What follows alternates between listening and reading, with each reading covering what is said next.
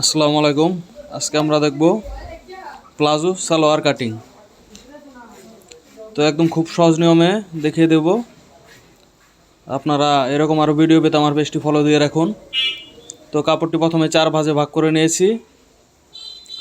4 ভাঁজে ভাগ করে নেওয়ার পর যে পাশে কাটা মাথা সেই পাশে 2.5 ইঞ্চি পরিমাণ একটা মার্জিন করে নিচ্ছি।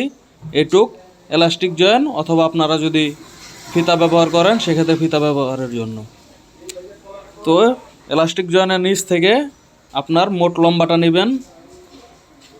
তো আমি এখানে মোট লম্বা নিচ্ছি 37 ইঞ্চি। তো 37 ইঞ্চিতে একটা মার্জিন করে নিলাম। তো তার নিচে আরেকটা মার্জিন করে নিলাম, তো ভাঙার জন্য যতটুকু আমি ভাঙবো। তো এখানে আমি 1/2 ইঞ্চি মার্জিন নিয়েছি, যেহেতু চিকন ভাঙা দেব। তারপর নিলাম মোহরি আপনাদের মতো নিয়ে নেবেন। আমি নিলাম 22 ইঞ্চি। এরপর এক্সট্রা সেলাইয়ের জন্য প্রথম মার্জিনটা হচ্ছে আমার মেন এবং 22 ইঞ্চি, এরপর হচ্ছে সেলাইয়ের জন্য। এরপর এখান থেকে আমি নেব হাইয়ের মাপ। আপনারা হাই বয়স ভেদে এবং কি লম্বা ভেদে দেবেন।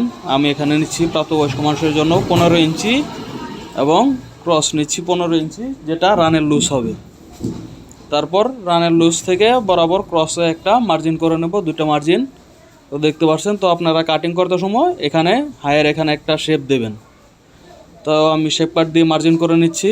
তো বাহিরের এক্সট্রা তো শেপ কাট দিয়ে মার্জিন করে নিচ্ছি।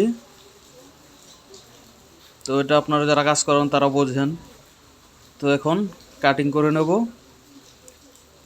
তো এটা হচ্ছে প্লাজো সালোয়ার কাটার সবচেয়ে সহজ নিয়ম। আর যদি কাপড় শর্ট হয় সেক্ষেত্রে আপনারা পায়ে ভাঙা এবং কি মাজার যে এলাস্টিক জয়েন্টটা হয় সেখানে কাপড় এক্সট্রা জোড়া দিতে পারেন, যেটা আমার ওই মার্জিনের বাইরে রয়েছে। সেখান দিয়ে আপনার মাজার জোড়া অথবা পায়ের নিচে ভাঙার কাপড়টা আপনার এসে যাবে। তো দেখতে পাচ্ছেন খুব সহজ নিয়মে প্লাজো সালোয়ার কাটিং করে নিলাম। আপনারাও ট্রাই করবেন এবং এরকম আরও ভিডিও পেতে আমার পেজটি ফলো দিবেন।